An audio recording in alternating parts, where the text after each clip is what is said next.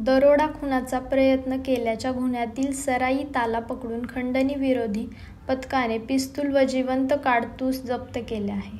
अविनाश मिसाळ असे अटक आरोपीचे नाव.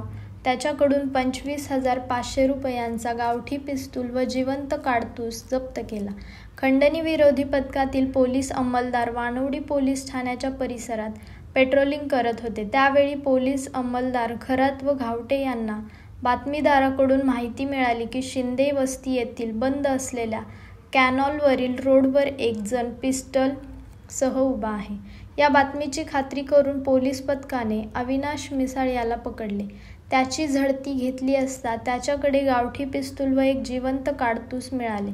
वानवडी पोलीस ठाण्यात आर्म ॲक्ट खाली गुन्हा दाखल करून पुढील तपासासाठी मिसाळ याला वानवडी पोलीस ठाण्याच्या ताब्यात देण्यात आले.